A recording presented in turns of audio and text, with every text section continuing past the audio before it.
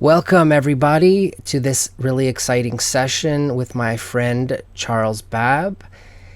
We are going to be talking about best practices, ideas, strategies, inside tips, experience around AAA game design, how that overlaps with immersive experience design. Charles is actually a friend of mine who I met in Los Angeles a few years back, and he's a creative technologist who has worked with music, manga, anime, video games, virtual reality, theme parks. He's worked with Mr. Van Jones, who's an Emmy winner for The Messy Truth in VR, and he's shipped games by Warner Bros., Activision, Sony PlayStation, Tecmo, AT&T. And most recently, I think, he was a producer of global anime at Netflix, which we've got to get into because that's got to be an interesting job for sure. And he was also a creative producer for developing theme park stuff for Universal Studios, and he is the Chief Experience Officer at Fairchild Consortium, which is an animation and game studio. Now that's me telling you the stuff that's in the bio, but Charles, why don't you say hello and tell us a little bit more? Hello, my name is Charles. I guess I'm the guy that wants to know how all the sausage is made. So everything that I love, I somehow wiggle my way into a career path in that. And that ranged from music, we're doing A&R work for record labels, and that's artist repertoire. That means you're actually building an artist, to working in manga, where I was a part of marketing. Then I went into production for manga and television and anime for Tokyo Pop of all places, when it was around, when it was the king of manga and anime. And then I went into video game development, and ever since it's been roughly 15 years, AR VR stuff. And people don't understand, this is my second career. My first career was into politics.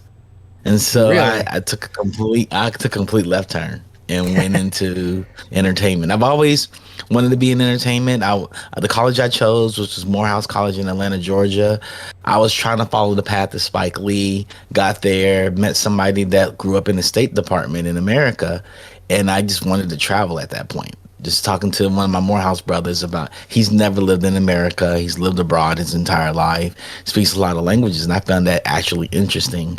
And I said I could actually do that because there weren't many African Americans in the State Department at the time. Wow, that's incredible. So yeah. what did you learn through that you can apply into what you're doing now? I learned how to negotiate with people. I was fortunate enough to intern for the late John Lewis, who is a congressperson who welcomed Martin Luther King in Atlanta, Georgia.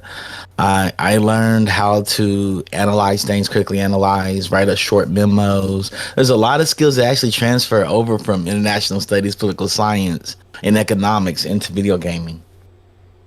Yeah, So it's there's a lot of amazing how our Yes. journeys will always serve us in some way in the future. Yeah. So you're constantly in like a position of leadership as well. And I've always, Yes. really found that exciting about the fact that you are able to be in this position of leadership, but always keep such a really welcoming, positive demeanor, which is definitely challenging. You have to put up with a lot of hurdles, a lot of different personalities, deadlines, budgets. How do you frame this for yourself so that you can get through the churn? I think the reason I get into leadership positions because I do one thing, and I do one thing very well, and that's to solve problems. I enjoy and love solving problems. And if you surround yourself around highly competent people, highly skilled people, they just need somebody to guide them towards a solution. And I've always been that person. I used to be theater manager and general manager of my high school's TV department and drama department. So it's just solving the problems that face us, and I just feel like we're always going to get a solution. I'm a half full type of person. I'm very optimistic, And I just believe we're going to get to the solution. And it's my goal to make sure we get to the best solution we possibly can with the time and the budget and the scope that we're dealing with. So, yeah, I mean, be open, be welcoming, because you never know who you're talking to, and you never know who they're going to become. That's the more important thing. You have no idea who is somebody going to become, because the person that you're talking to today may not be the same person in 6 months. They may be a better human, and that's all you can hope for, is they'll be a better human.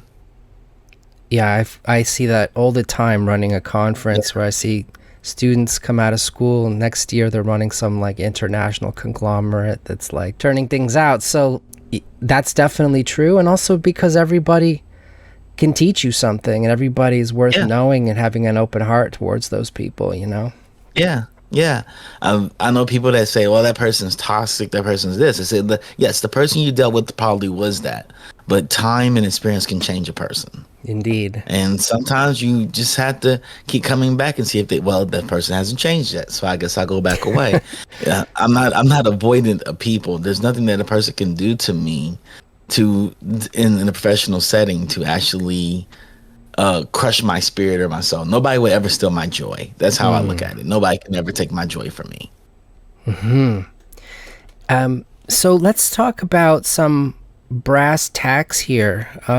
Okay. How did you go from game design? What was the moment where you moved into VR? What was your first experience in this medium? My first experience was Kickstarter. Actually, I was working at a game studio. We were creating a game for Koei Tecmo, which was the Ninja Gaiden game. If anybody's familiar with the Ninja Gaiden series, it's a very difficult series. They wanted us to create something different. And they said, don't make it a Ninja Gaiden game. Don't make it a Dynasty Warriors game, but make it both those games, but not those games at the same time. Right.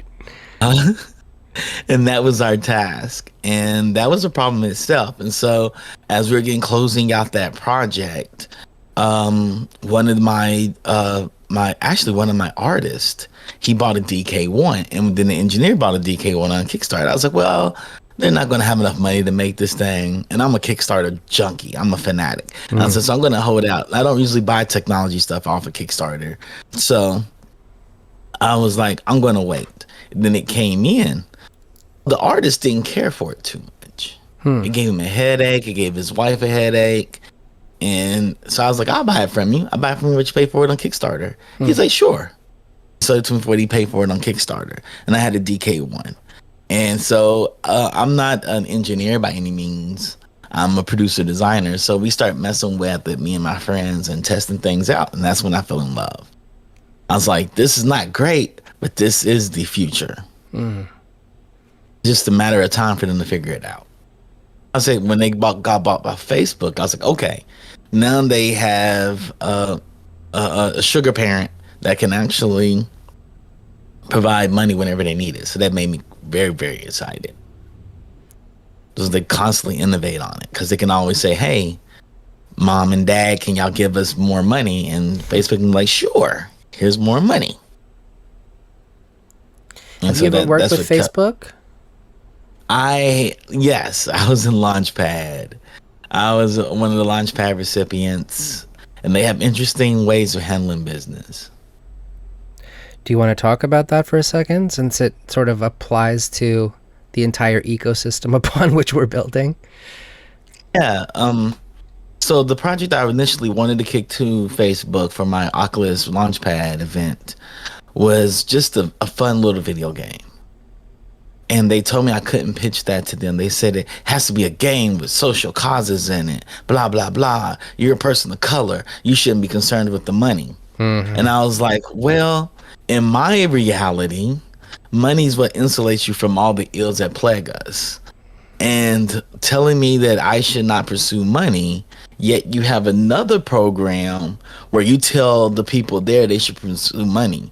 And the program that I was initially part of, Launchpad, focuses on taking people of color and women and saying, make social causes. You should play into empathy and blah, blah, blah, blah, blah. And then they have a program that's predominantly white male.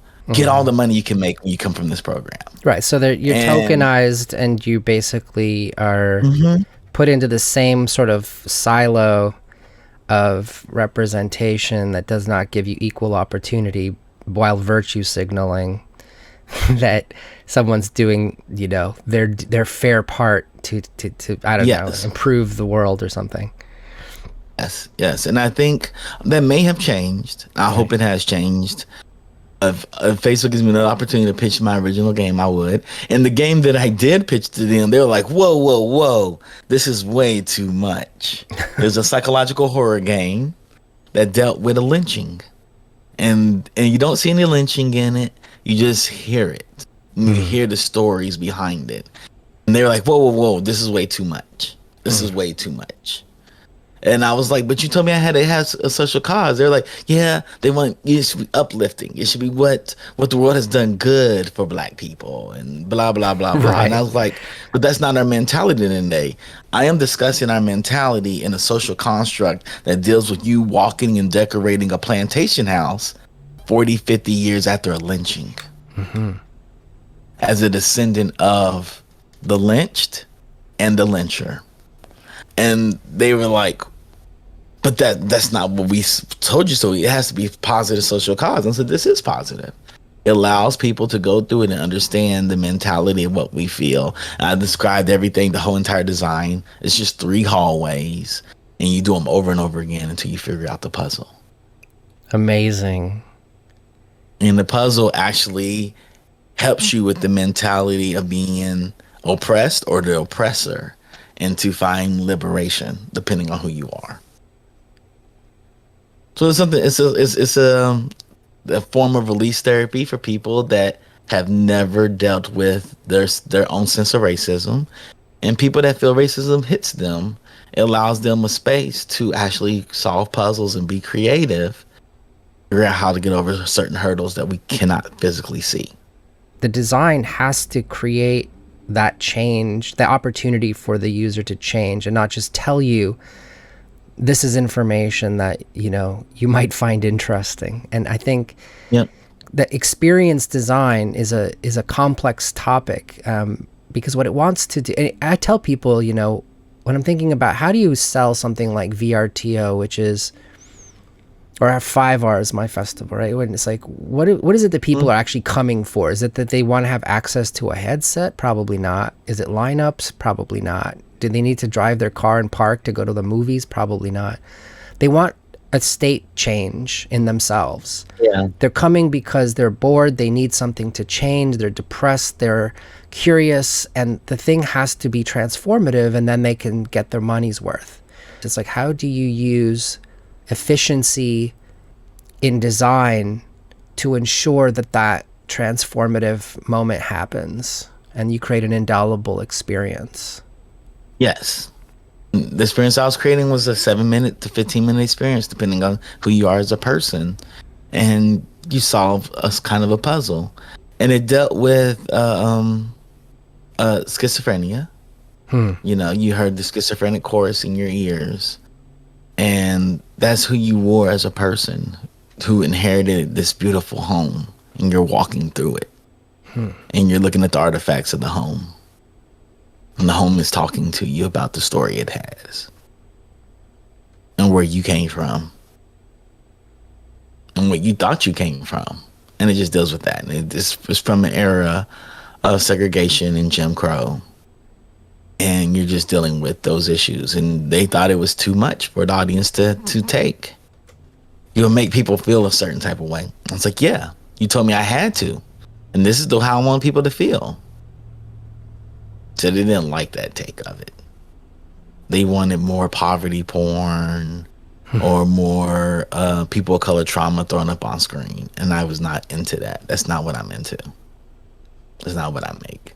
I appreciate so much that you highlight that those are the cheap seats of this process that we have to all go through together of true actual understanding. I was one of the people early on that just hated words like empathy machine. I'm like, yo, this is... Yeah. First of all, humans are not machines, and they're not meant to be dealt like that. And these subjects are extremely complex and nuanced, and they deserve that respect. And we have to simply make it available. This is already difficult to do. There's an enormous amount of friction in terms of ideation, execution, design, UI, hardware access, all of those things. Yeah. Even getting somebody even to come to the thing is a whole thing. If you can find Yes. somebody like yourself who has the experience and wherewithal to within 7 to 10 minutes even broach such a complex subject into an experience, then that should be supported at all costs and teachable, right? Yep. Well, Facebook put it upon themselves not to select me or any other Black person to be finalists for this project. Really? Because we all kind of banded together on that. We're not here to push out poverty porn. Mm-hmm. We're not out here to push out our own personal traumas as being Blacks in America. Mm-hmm. We want to do our class decided to do something different. And they're like, nope, that's not what we want. We want more poverty porn. We want more of your traumas displayed on screen to make us feel good. It's funny. There's a group. There's like Alton Glass and Amanda Shelby. I think all of you guys sort of started in Atlanta. Is that right?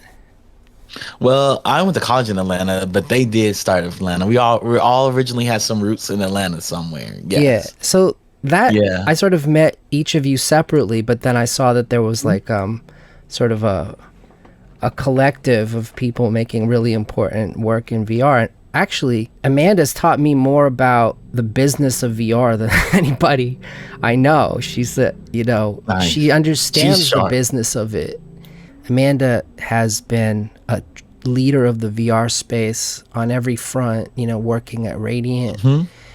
Alton has led fellowships and schools around this topic and done incredible animation work. And I was like, what are they doing over there in Atlanta? What is coming out of there that they know this stuff? Tell me, what is that? Atlanta is the last bastion of Black people to feel a sense of freedom. It is a predominantly Black city, ran by predominantly Black politicians and state officials and city officials. In what is a very racist state, Tulsa, Oklahoma would have become Atlanta if they didn't have the riots in the 1920s, the Tulsa riots. What happened in Atlanta was when all the slaves were freed and dealing with Jim Crow, a lot of Black people surrounded themselves in Atlanta.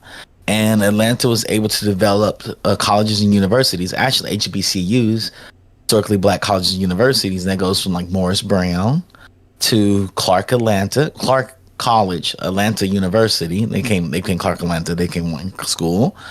Spelman, which is the all-woman school, and Morehouse, which is where I went to, is the all-male school. And the purpose of these universities was to create Black excellence. And so you have graduates such as Spike Lee, Samuel Jackson, up to Martin Luther King coming out of this school, out of Morehouse. And there's a lot of other Black luminaries that came out of other schools. So Atlanta became a Black engine for economic stability and growth. And so a lot of us go there. It's kind of like going to the Emerald City. It was kind of going to Oz. It has that feel of you go into it, and you're welcome, and people are warm, and you have Black people from entry level all the way up to presidents in a lot of the companies. And so we don't have the same hurdles going in. We're treated as normal human beings. We're allowed to make mistakes. We're not magical Negroes, which is a common trope. And we're not the sages. And if we don't meet any of these tropes, we're ousted out. We're just told, try your best, do your best. We're going to give you tools to be your best. And we're able to move through the stairways to become leaders. And then the whole city's based on building leaders. It's always been based on building leaders. No matter where you come from, you can end up being a leader. So you can be from a well-to-do family and become a leader, or you can be from, as we say in common terms now, out of the mud now, poor, deprived, not a lot of opportunities, and become a leader. And we allow space for that, no matter what you did in your past. So you can go into prison, come out. We realize you're a different person. We'll give you an opportunity. And the black community is known to do so, where the greater white community is not known for that. They're not known to hire felons and allow that felon to travel up through the ladder and unscathed. Because we realize people can change and things happen, and there's causes and reasons for a lot of things. Yeah. And so Atlanta is one of those cities that grow that. And depending on where you go, we get a lot of skills. So you have somebody like Amanda, and you have somebody like Alton, and you have me that've gone through Atlanta, and we see what that looks like. We see black excellence, and we just want to take that everywhere we go. Build that everywhere we go, because that's one of the missions of Atlanta too. We have here, we need other places we need to build this in. Yes. And so there's other cities we need to build it in. So I'm working on LA.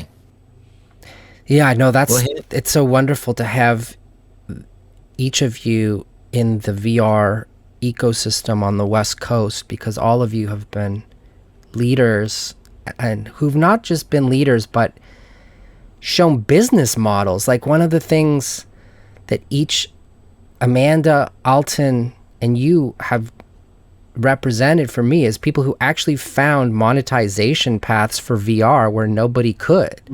You guys, you work in AAA in VR, you know.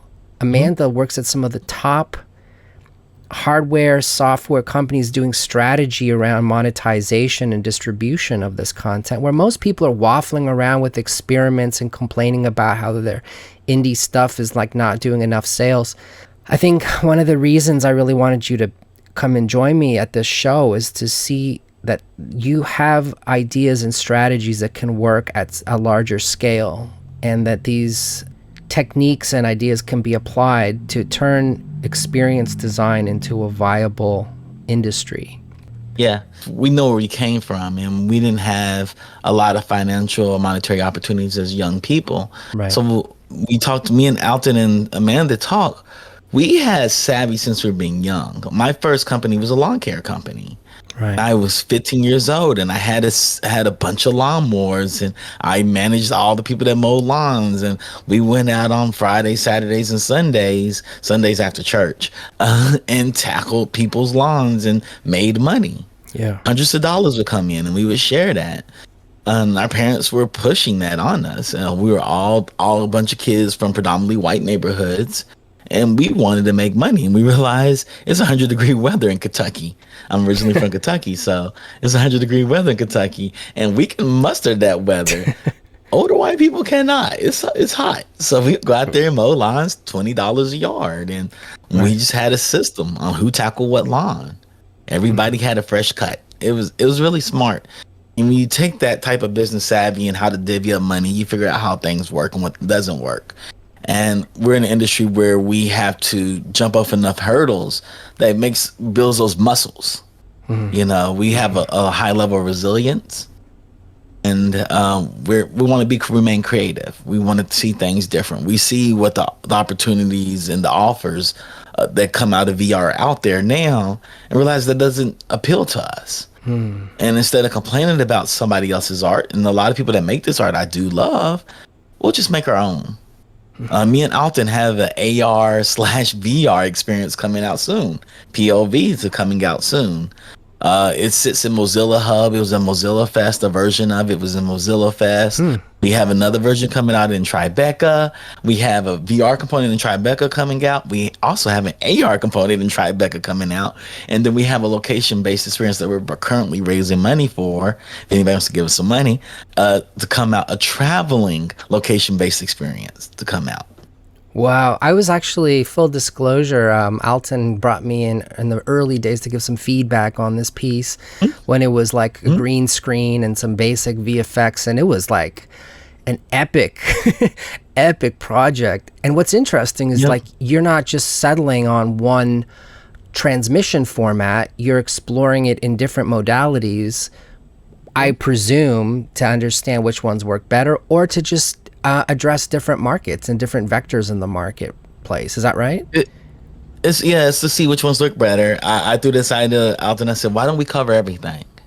Why does something only have to be in VR? Why can't it be in AR? Why can't they be together? Why can't we walk through something? And he was like, I don't know, you figure it out for us. And I was like, all right, I'll figure it out. You throw a problem out there for me and let's figure it out. And so we figured it out. And so as I'm working these AAA level jobs, since I always put it on, I was non-disclose it. I'm working on this one project, this forever giving project, and it's all experimental and new. And we sit there and tinker through things. Like this morning, I was tinkering through something with it, like trying to figure something out. And I was like, okay, we figured that out. Let's see if that works. It works mostly, but not all the way. Let's tinker through it again. Mm-hmm. And so we were in iteration 4, and we don't have any problems iterating. You know, we don't hold ideas so close to us that it's the best idea. Willing to come to people like you and say, what do you think of this? Mm-hmm. It's bad, let's change it. You know, we're not beholden and saying it doesn't hit our egos, nor does it stroke our egos, tell us how good or bad something is. So yeah, that's how we worked through this project. And it was a project that came out of me and Alton going to the YouTube 180 VR course, because we had a VR course. And our thing was we're trying to make Avatar on a school day's budget. Yeah. On a clerk's budget. We're trying to make Avatar on a clerk's budget. That's what we're trying to do. So when you do this, is it, mm-hmm. I mean, there's such an importance to having these sort of experimental, I don't want to diminish it by calling it an experimental side project, mm-hmm. but those are the projects where you have the freedom to really explore, and then you bring the skill sets you develop there back into like your main bread and butter jobs, you know? Mm-hmm. But with this kind of a thing, at what point do you start to decide, or is it at the very beginning, like who is the target for this? How much are you modulating the content to hit a certain demographic, or is it more of a make it for everybody, see what they like? But as a tech thing, we make it accessible to everybody. Our target demographic is always going to be the Black community, because Black community is starving for content. Right. This. Many of the Black experiences are designed and developed to engage with people outside our community, not to engage and to nod and explain and teach people inside our community. It's to teach other people outside our community about us, but it's not about teaching our community about what's going on from the outside to us. And me and Alton had a really good talk about that. Like, we want something for our community to understand. And so this project came out to be a surveillance project, drone technology, pushing technology, because we're trying to tell a story for our community to understand this is not something to be afraid of. Technology is not something to be afraid of. You embrace it. I've always been the kid that had a computer because I have an older brother. And in my neighborhood, there were 3 Black families. Actually, there was 5 Black families total. My dad, my dad's family, his best friend, and my dad's brother. And we were the only families that had computers. We had a Commodore, the Combs had a Commodore, and my aunt and my uncle, they had an Apple. And then my next door neighbor became Black, and he had a Tandy. It's actually taught to buy different computers so we can all actually be together and actually share the computers. So I'll go over to my cousin Aaron's house, start programming on the Mac. He'll come over to our house and he'll program on the Commodore. And cool. We'll go next door in Eric's. Yeah, and that's how the parents talk to each other. And our parents realize, as working class parents, that this is what can uplift our children. You know, one of them had the idea, technology was the thing to push us towards. And they all did that. And we lived in, when we moved to my neighborhood, it was fairly racist. It was one of the better neighborhoods in Lexington, Kentucky. And my parents were like, well, we want our kids to do the best. They had the best schools in the city. And so our parents had us there.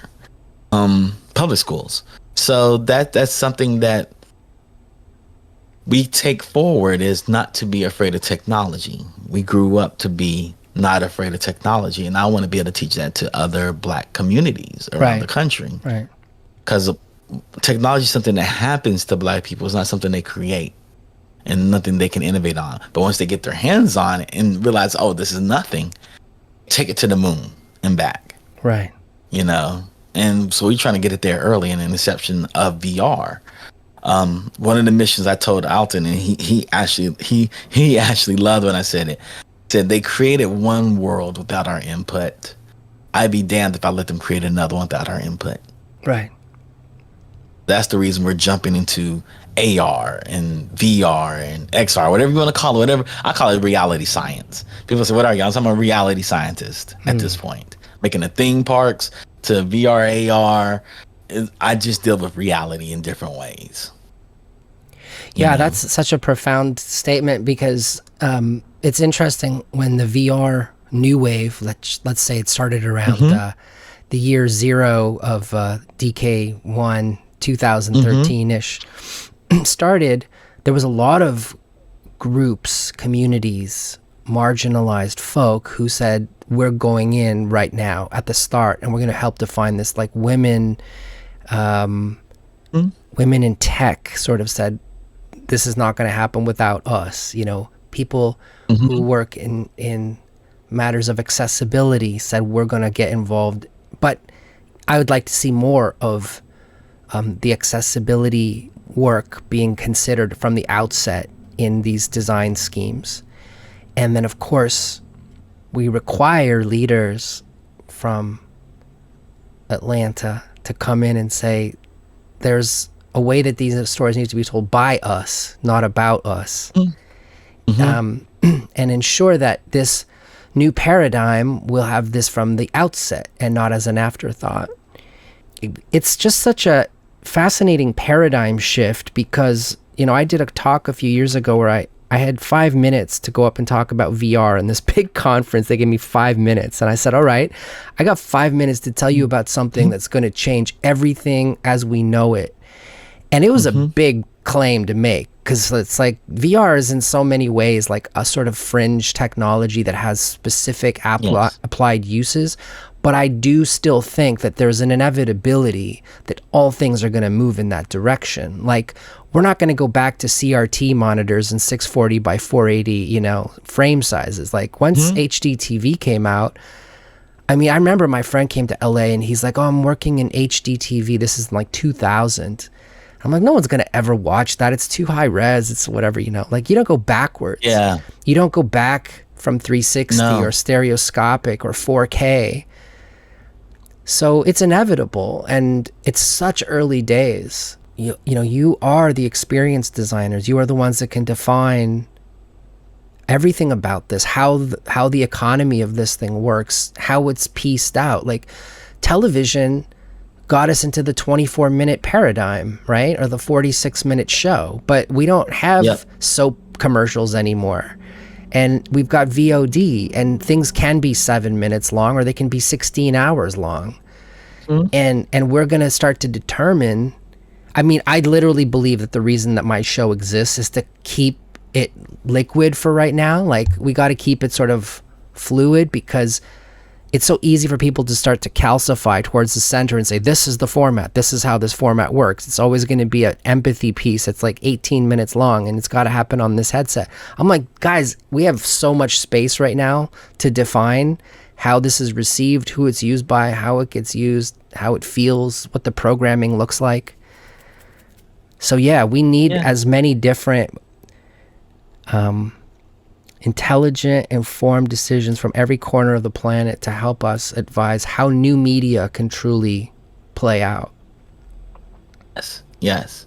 And people want to set up rules in a place where it doesn't need rules right now. Right. And these people pushing the boundaries. But any rule you give us, we're going to break it. And that's how we look at it. It's like a rule is a problem to us. You can't do this because of blah, blah, blah, blah. We'll figure a way around it. And that's just another problem to solve.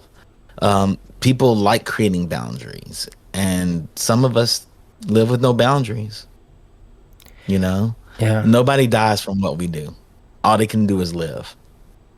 You know, what's interesting, though, is we have, like, professors and people who will attend this show who are thinking about putting together courses, curriculum, you know, to help people come into this game.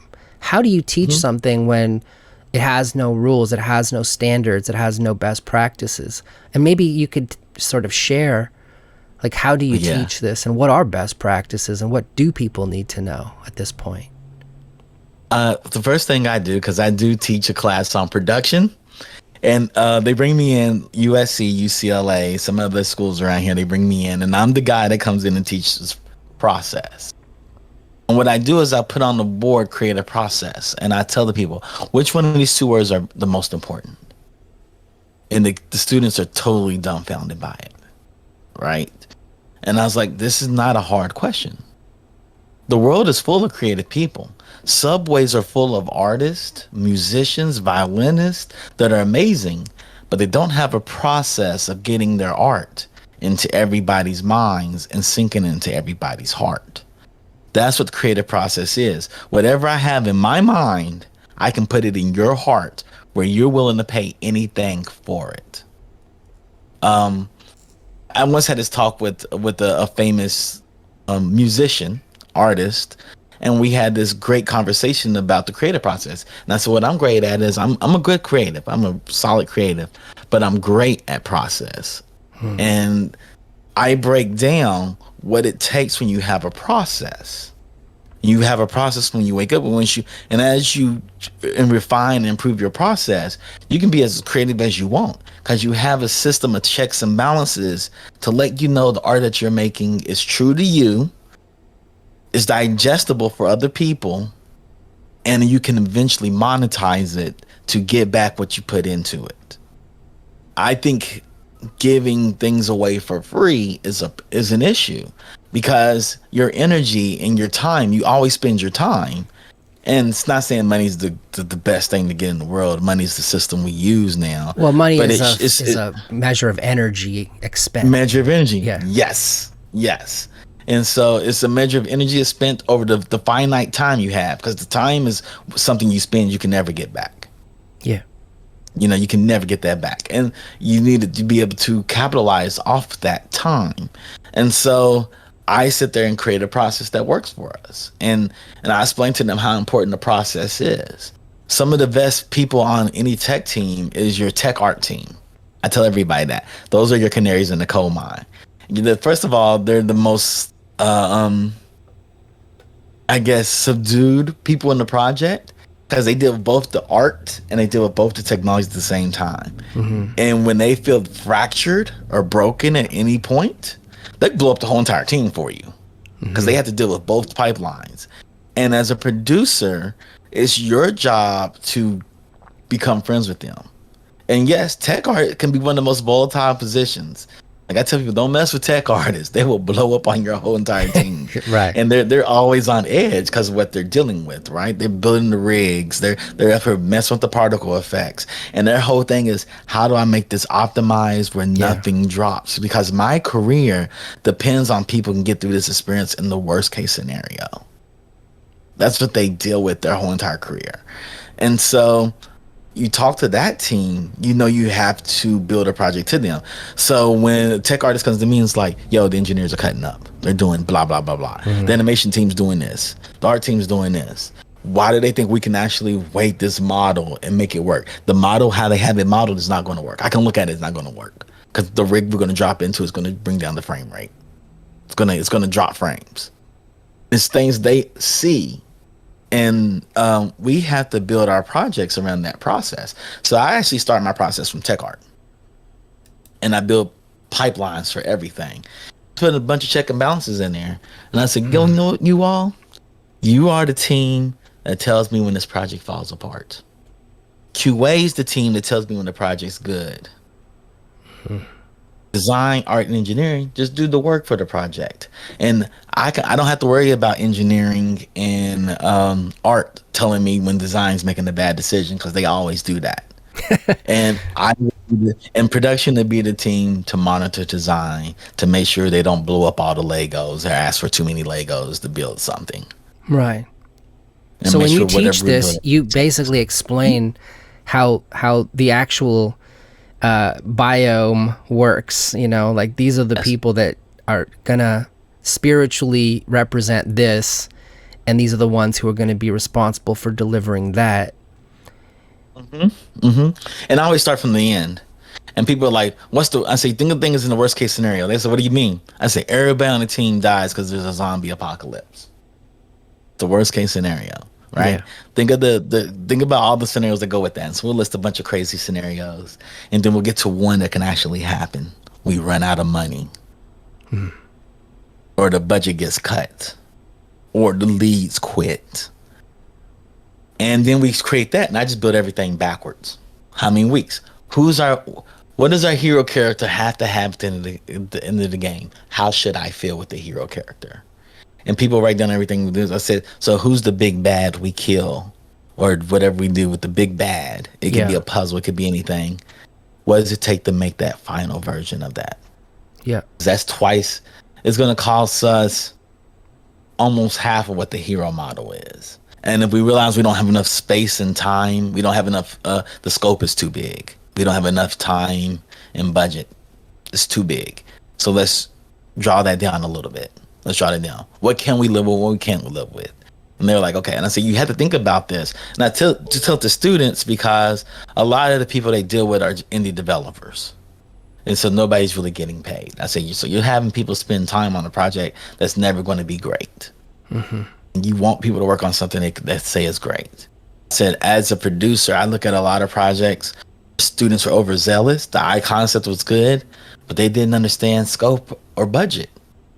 And so then I see the project delivery. I was like, why didn't this project come out the way he wanted it to come out? If they point to people on their team in the interview with me, I let them go. Because it probably is their scope, because I can see their scope was too big, and I knew the amount of time they had. And I bring that up to them. I give them a learning lesson in the interview with them and let them go. Mm-hmm. You know, when people deflect, that I go hired as producers, your job is to control the process. You have to take the responsibility for that.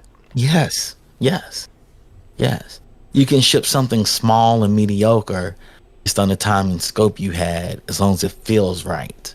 Yeah. Like, I played small games that weren't all together, but it felt right. Like, they allowed the feel. They took time to get the feel, because that's the only thing that matters in a game or experience is how you feel.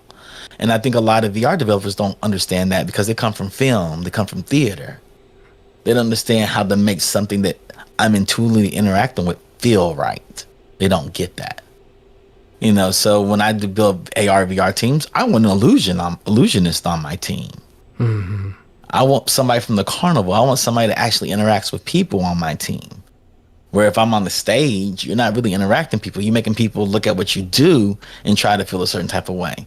On film and television, that's passive entertainment. So you give me a show, but as I'm interacting, it feels fake.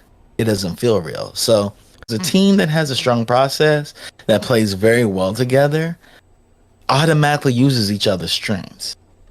Like, I've always known in my art team, my character artist, who was greater at harder surfaces, who was better at soft surfaces, who was better at skins, who was better at sculpting big characters, who's better at sculpting small characters, what they love to sculpt. I knew that. So when we created something new, instead of just handing it over to the art team, I work with my 3D art lead, and we figured out which of these great artists that do big characters can do this big character properly. And they're like, it's Quadruped, and so does it better. Quadruped's better, and we know we're going to have so-and-so rig it, and they work well together. People don't think about that neither. The sculptor has to work well with the tech art team. And sometimes 3D artists and tech artists, they're okay with each other, but they butt heads because they don't speak in the same language. And the language is not words used, it's tone of words used. And you have to make sure that works. And they're probably not going to like get up and cross over the aisle and be like, hey, you know, let's have a talk. They're just going to stay in their own sort of silos. Yeah, like, that person's an asshole. I hate working with that person. That person's an asshole. And no, you don't want that to happen. So we'll pair this person with this person. And your art lead, the art director, be like, wow, you really thought about this. Like, yes, this is why I thought about it. But to achieve greatness, you have to know the little nuances of things. And that is what a producer is they're brokering these personalities and playing to people's strengths. You and I were, during the course of this conversation, you know, the technology has buffered out or glitched. I've had to restart a couple of times. And the point of it is, it's like, there's this moment you want to get into with somebody, which is a flow state. You know, they're just working and, you know, sort of like flowing with the concept, and hours can go by, and it's really hard to get into that moment and prepare the environment for that. So how do you, this is a big question, obviously, but how do you accommodate for these problems where the technology is the problem? You know, an update, a crash, a patch, when we do our WebXR festivals, they, Google or Facebook could push something, and all of a sudden all of WebXR is broken. So how do you keep motivation high in the face of uncertainty when it comes to this sort of stuff? I live in a world where I don't punish people for mistakes. I don't grade you on your mistakes. I don't care to grade you on your mistakes. I grade you on recovery. And I just expect things to go wrong all the time. Like I tell you, I think of the worst case scenario and we work our way up. And one of the worst case scenarios, the technology breaks. We get upgraded an engine and everything that we created goes out the window. They're like, that'll never happen. I said, never say never.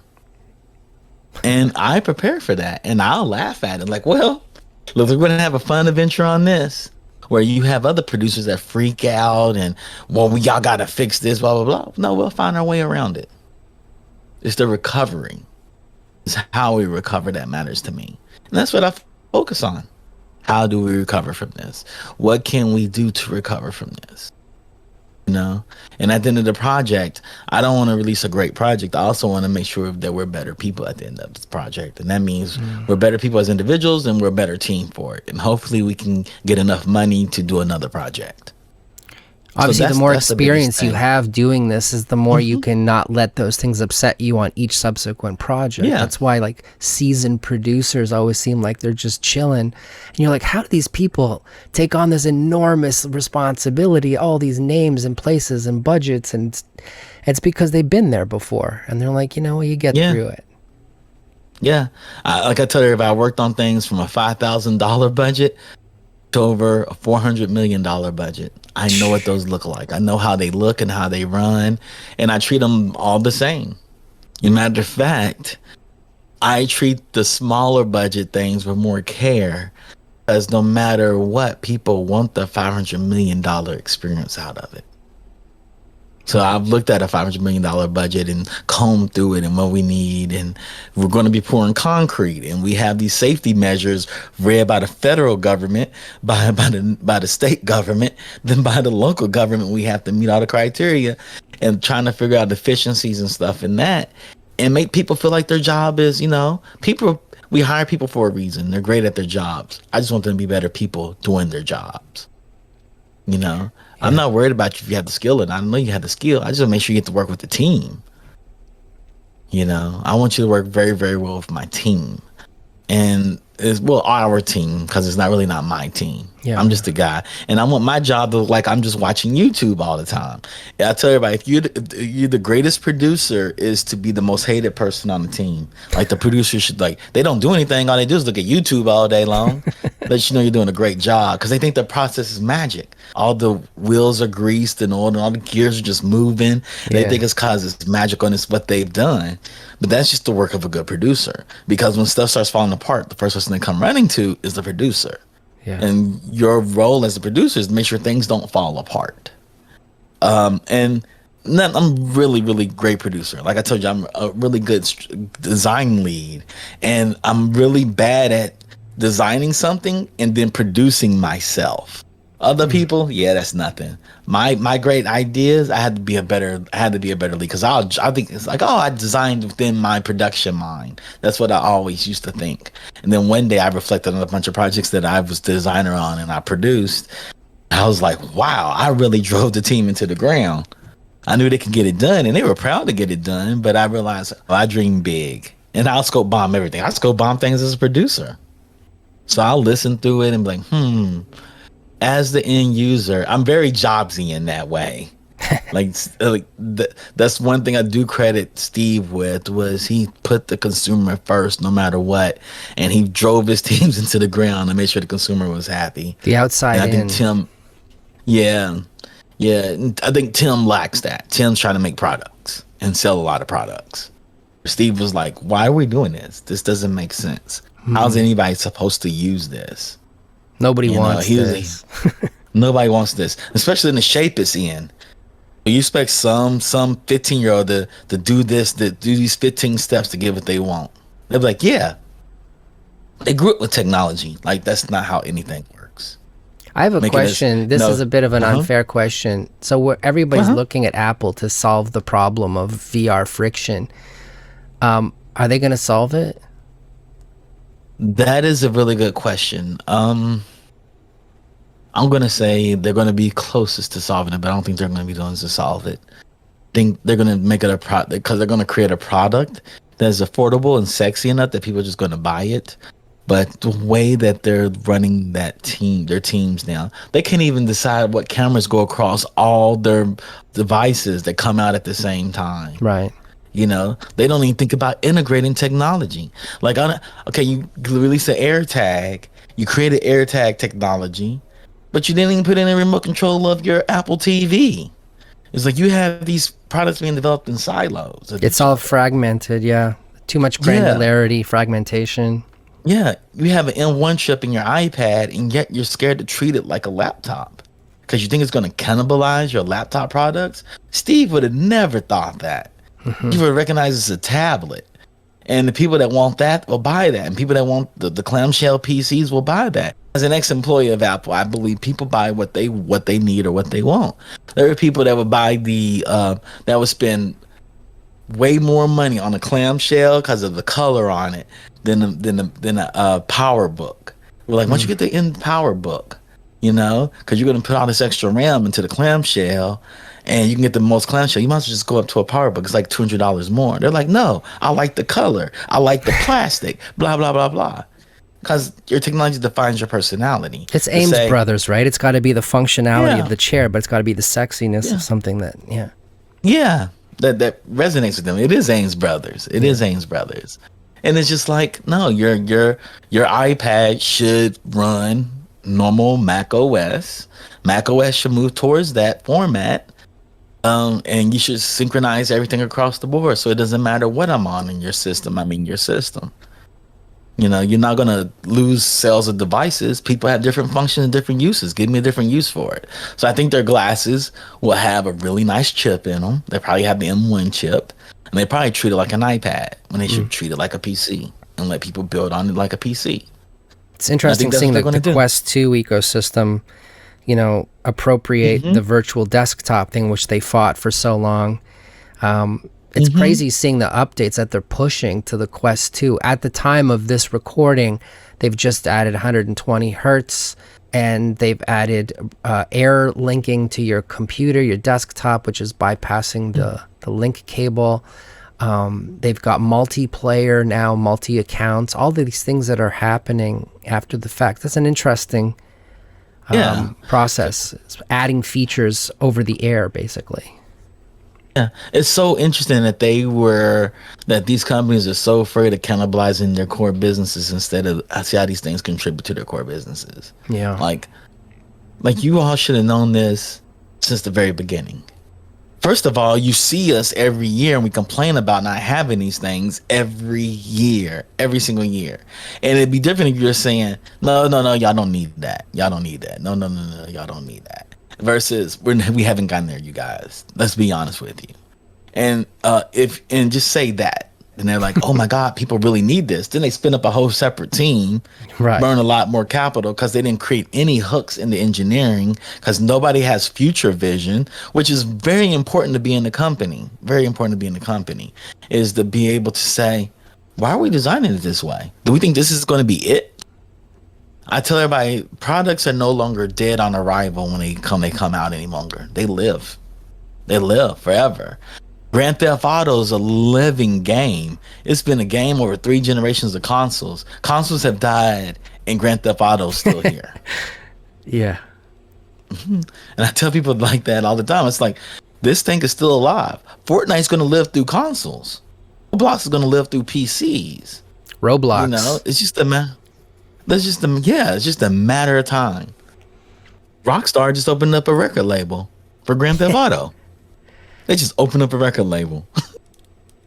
And I was like, wow, this is going to change everything. Yeah.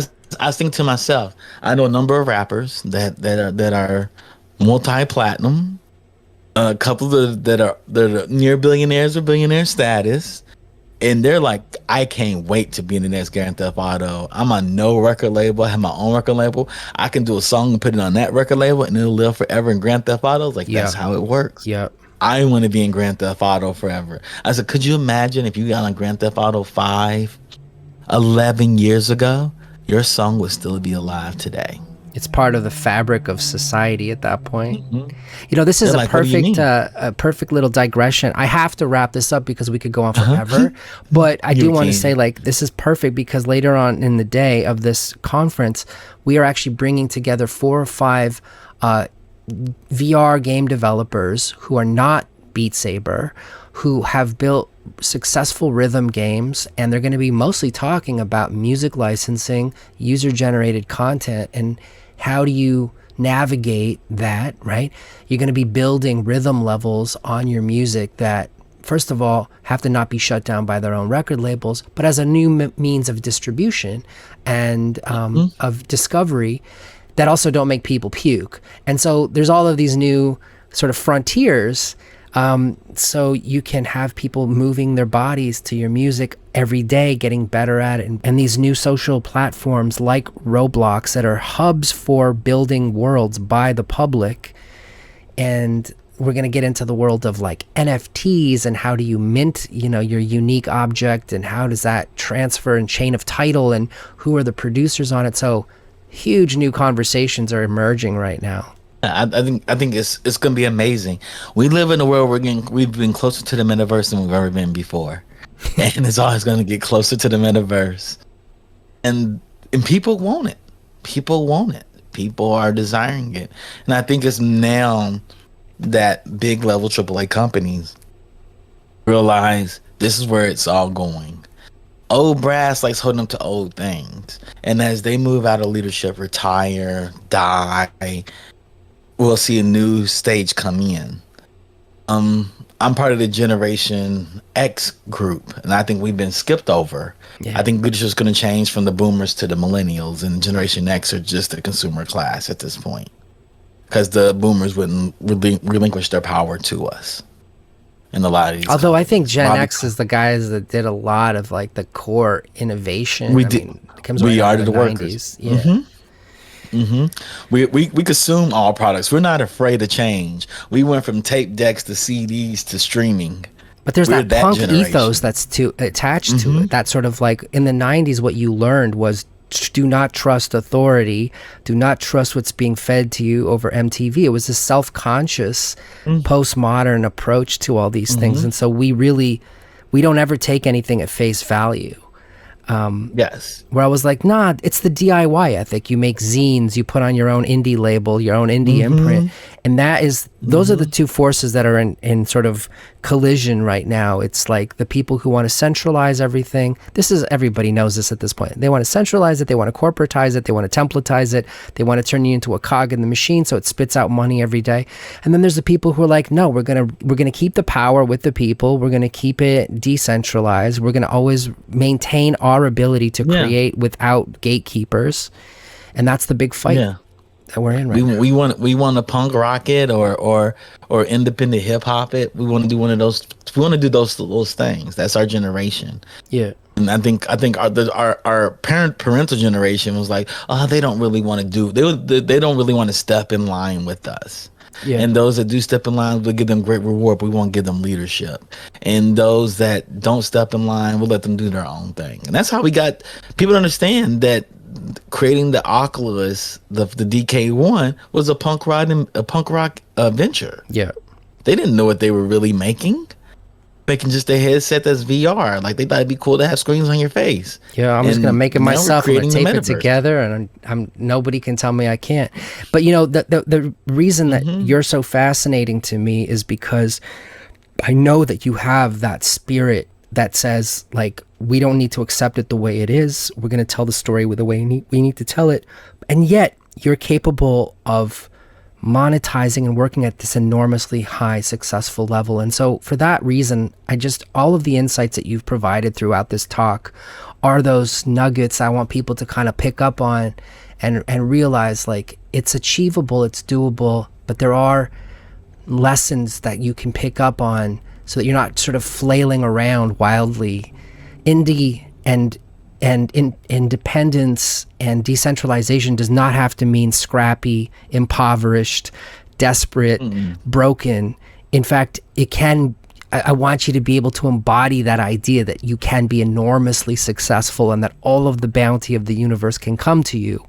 I agree with a lot, like all of the things that you've said about reverse engineering, from going from the final point of success back to how did it have to have started to get there, are very, very powerful mental strategies that I also use to put on something like this international conference against all odds, right? It's like, what does the final green button have to look like?